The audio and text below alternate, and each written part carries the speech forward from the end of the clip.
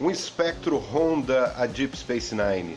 No Time Warp de hoje eu vou falar sobre Bar Association, o sindicato na versão brasileira. Um episódio que completa 23 anos hoje, foi lançado em 19 de fevereiro de 1996. E ele mostra o dia em que o Ron resolveu enfrentar o seu patrão e irmão Quark, fundando uma associação dos trabalhadores do Bar do Quark. Vamos ver como é que foi essa luta de classes? Tá no ar o Time Warp.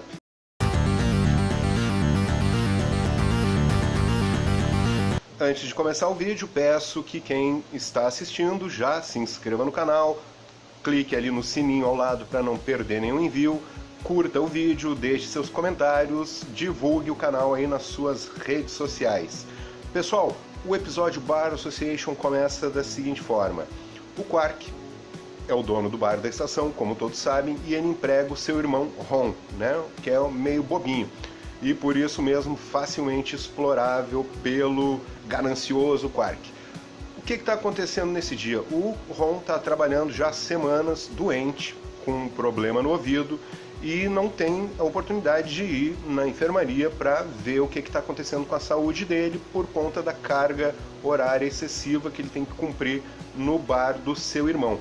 Bom, finalmente ele desmaia, né, por conta dessa moléstia que o está afligindo, e aí acaba indo parar lá na enfermaria.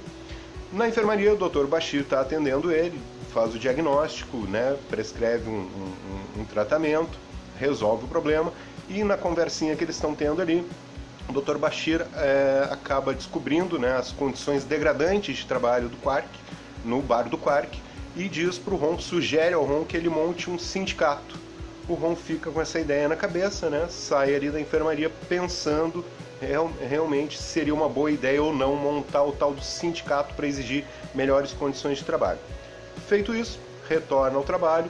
Chegando lá, o Quark reúne toda a sua equipe, todos os seus funcionários, e diz que a partir daquele dia o salário de cada um vai ser reduzido em 1/3. Por que isso? Porque eles estão no período chamado de purificação dos bajorianos.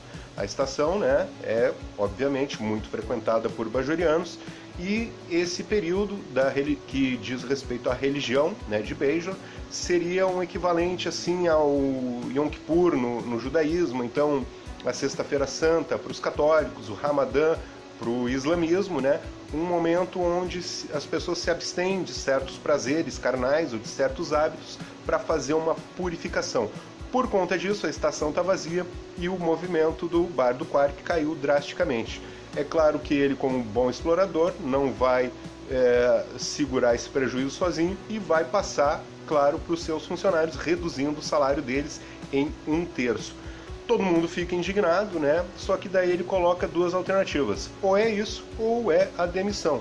Por fim, os pobres, coitados dos trabalhadores do bar do Quark, são obrigados a aceitar mais uma condição aviltante de trabalho imposta pelo senhor capitalista Quark. Então, em função dessa situação absurda que vai prejudicar enormemente os trabalhadores, né, e caso eles não aceitem, eles morrerão de fome, pois não terão mais onde trabalhar, o Ron decide tentar montar o sindicato para defender os interesses da categoria ali dos funcionários do Quark.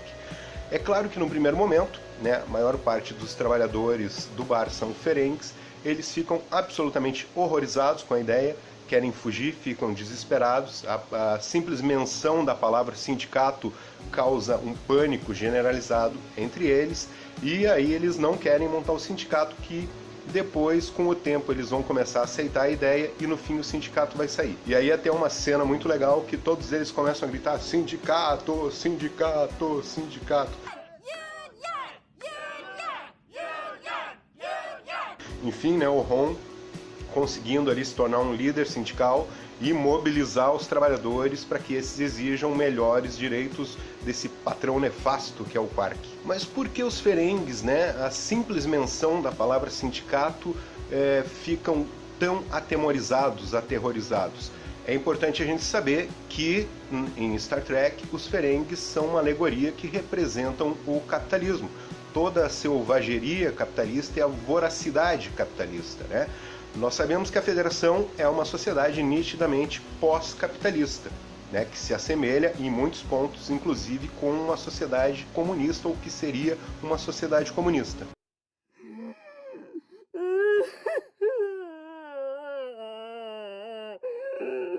A primeira característica que faz com que a gente possa interpretar a federação como uma sociedade comunista ou próxima ao comunismo é a ausência de dinheiro, né? Por que não existe dinheiro mais na sociedade que a gente vê em Star Trek, na Federação?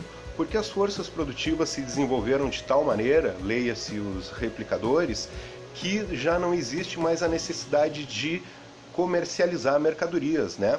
Todos os bens que a pessoa precisa, toda a mercadoria que a pessoa precisa pode ser replicado facilmente. Assim as mercadorias perdem o seu valor de troca, né? E mantém somente o seu valor de uso. Um exemplo, se eu quero vender um livro para alguém e eu replico esse livro lá no meu replicador pessoal, a pessoa vai dizer, não, eu não vou comprar esse livro porque eu também posso replicar ele aqui. Ou seja, o produto, né, a mercadoria perdeu o seu valor de troca, que existe no capitalismo, né? No capitalismo as mercadorias têm valor de troca e valor de uso. Então ela perde o seu valor de troca e fica somente com o valor de uso. Com isso, as relações de produção se transformam completamente. Na sociedade Star Trek a gente vê isso, né? E o que significa? Não existe mais a relação do capital explorador e do trabalho explorado. Logo, não existe mais a exploração do homem pelo homem, né? E com isso não existe mais o antagonismo de classes, né? Star Trek é uma sociedade, mostra uma sociedade, a Federação, que não existem classes, não existe uma classe que explora a outra. Na prática isso significa a emancipação final da humanidade, a fronteira final. E como diz o Marx, o reino da liberdade inicia quando cessa o reino do trabalho por necessidade. Ou então, junto com Engels lá no Manifesto Comunista, o livre desenvolvimento de cada um é condição para o livre desenvolvimento de todos. E isso nos lembra muito duas falas do Picard em situações diferentes. A primeira delas é em The Neutral Zone, o último episódio da primeira temporada de A Nova Geração. Lá ele está conversando com aqueles caras que ficaram congelados no século XX e ele diz que já não existe, né, no século 24, houve o fim, né, das necessidades materiais. E aí o cara questiona ele com a sua mentalidade capitalista do século XX, tá, e se não tem mais esse acúmulo de riqueza, qual o desafio? Ao que o Picard responde, né? Em vez de enriquecer, é enriquecer-se, né? Melhorar a nós mesmos e melhorar o mundo. Esse é o nosso objetivo aqui no século 24. Igualmente, lá no filme Primeiro Contato, ele fala para Lily, né, que está assim abismada com o tamanho da Enterprise. Ela acha, nossa, isso deve ter custado muito dinheiro. E então ele fala para ela que a economia do século 24 é um pouco diferente. E é interessante ele falar em economia, porque realmente são as bases econômicas, né, que formam a estrutura da sociedade e que vão determinar a nossa consciência, né? Que vão determinar a superestrutura, né? Como chama Marx, né? Então a base econômica determina a nossa consciência, a nossa ideologia, a filosofia, a religião, a arte, o pensamento de uma época é sempre determinado pela questão econômica, por suas bases materiais. E aí ele fala para ela, né, que acumular riqueza não é mais a força motora, né, da sociedade no século 24, que o que importa agora é melhorar a si mesmo e melhorar o mundo e a sociedade em geral, que tem tudo a ver com essa frase do Marx que eu acabei de citar. Ou seja, são provas cabais de que a sociedade vista em Star Trek é uma sociedade, se não comunista, quase praticamente comunista, né? E agora os fãs coxinhas de Star Trek vão começar a me apedrejar, mas podem vir, venham aqui para os comentários e venham me refutar, né? O termo que vocês gostam tanto de usar, refutar Marx, né? Na internet, venham refutar aqui os meus argumentos e a gente pode continuar a discussão ali nos comentários. Aliás, eu vou deixar aqui na descrição do vídeo um link para um texto que eu escrevi relacionando Star Trek com o comunismo, deem uma conferida. De qualquer forma, eu ainda vou fazer um vídeo específico sobre esse tema aqui pro canal, né, sobre Star Trek e o comunismo, onde se a gente imaginar numa escala de 1 até 10, onde 1 é capitalismo e 10 é o comunismo, Star Trek eu posso colocar ali no 9,5, e aí eu vou explicar também no vídeo por que está no 9,5. Mas depois desse longo parêntese sobre o caráter social e econômico da Federação, voltando aos Ferengues, né, é claro que todos eles são condicionados a quererem se tornar exploradores, né? Eles não têm senso de classe, não têm senso de solidariedade, eles vivem num profundo individualismo, que é um individualismo burguês, liberal, e por conta disso o sonho deles, né, aqueles que são explorados, como são os funcionários do Quark, é se tornarem exploradores, como já dizia também o imprescindível Paulo Freire, né? Se a educação não é libertadora, o sonho do oprimido é se tornar opressor. E é por isso, né, que a gente vê hoje em dia Marx, Paulo Freire, Engels, esses autores, né, socialistas de esquerda, serem tão combatidos, né, serem vítimas de um revisionismo histórico rastaquera de quinta categoria, porque eles são realmente autores muito perigosos, porque eles desnudam a sociedade capitalista, a sociedade burguesa, e por isso mesmo se tornam tão perigosos. Então é por isso, né, que os Ferengues são tão refratários a montar o sindicato, mas no fim o sindicato é montado, a greve inicia e começa a gerar uma série de problemas para o Quark, né, porque os bajorianos começam a voltar e aí ele não tem quem atender no bar. E aí ele tenta algumas soluções. Ele coloca primeiro hologramas, né, para servir como garçons no bar. Os hologramas não funcionam, né, e até dá para fazer um link com a automatização das empresas, né, que gera desemprego. Tem essa relação aí, né, ele colocar uma máquina, né, que é um holograma, para trabalhar no lugar dos seus funcionários que estão de greve. Não funciona. E aí o que ele faz? Ele tenta subornar o Ron, né? O Ron tá lá, virou já uma liderança sindical, tá administrando a greve, ele vai lá, né, tenta subornar o Ron, que daí demonstra muita dignidade e não aceita o suborno, e ainda lendo ali num pad, né, a gente vê que ele tá lendo, ele cita a última frase lá do Manifesto Comunista, aqui ó, glorioso Manifesto Comunista.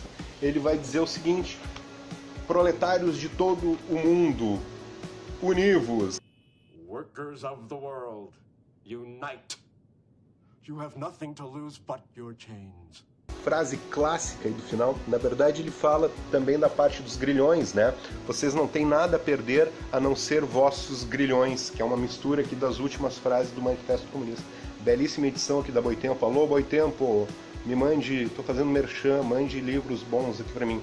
Enfim, ele adquire uma linda consciência de classe, né? Finalmente, ele desperta, né, essa consciência de que ele é explorado pelo seu irmão Quark, e sendo explorado, essa situação não pode permanecer para sempre. Ele tem a força, né, um instrumento de pressão, como a greve, né, ele tem a força de parar o negócio do irmão dele para exigir melhores condições, ou seja, ele não precisa ser eternamente explorado. Existem formas, né, principalmente tomando essa consciência, é o primeiro passo, né, para que ele possa lutar e exigir melhores condições de trabalho, de salário, etc. Mas daí entra em cena a Associação Comercial Ferengue, né, que é uma espécie de sindicato patronal que vem naquela figura detestável do Brunch, né, com seus capangas nausicanos. Eles vêm botar uma pressão no Quark para que ele dê um jeito nos seus empregados e acabe com a greve.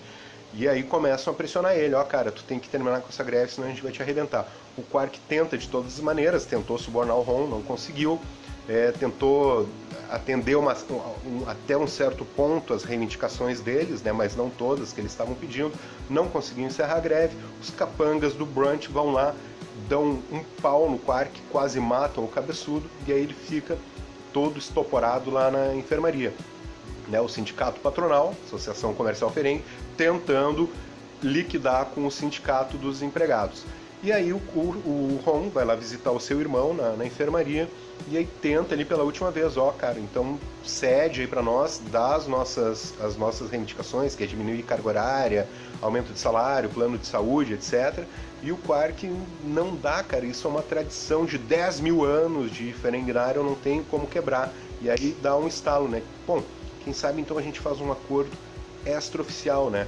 Eu atendo todas as reivindicações de vocês, vocês encerram a greve, mas sem a Associação Comercial Ferengue saber, né? Para que a gente não quebre essa tradição milenar de Ferengue de exploração dos patrões explorarem os empregados. E aí também entra um ponto muito interessante, que é o seguinte: o Ron, ele se limitou à luta sindical. Ele não prosseguiu na luta socialista. A luta socialista quer subverter a ordem, quer acabar com a sociedade capitalista, né, e colocar os trabalhadores no poder, que seria, nesse caso, acabar com essa tradição de 10 mil anos dos ferengues, né, de exploração. Ele se contenta com isso, com as reivindicações ali imediatas, né, que o Quark cedeu, né, vai dar para os seus funcionários, e ele para aí, ou seja, ele para na luta sindical, não traz paralelamente a ela a luta socialista.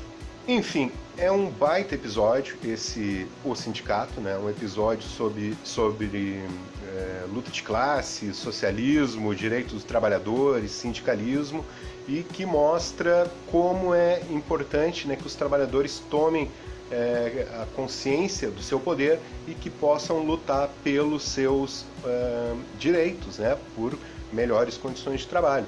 Mas também que não podem parar simplesmente na luta sindical, na luta ali imediata, né? A luta que engloba todas as lutas, seja contra o racismo, contra o machismo, contra a homofobia, é a luta pelo socialismo, a luta por uma sociedade igualitária e que não exista, né, a exploração de uma classe sobre a outra, que no fim gera todas as outras formas de opressão da sociedade. Não é à toa que Marx e Engels, aqui no Manifesto Comunista, não falam em luta de classes no singular, eles falam em lutas de classes. Pessoal, espero que tenham gostado do vídeo, se inscrevam no canal, deixem o like, façam seus comentários e a gente se encontra no próximo Time Warp ou no próximo Apenas um Tracker especial segunda temporada de Discovery. Uma vida longa e próspera a todos. Tchau!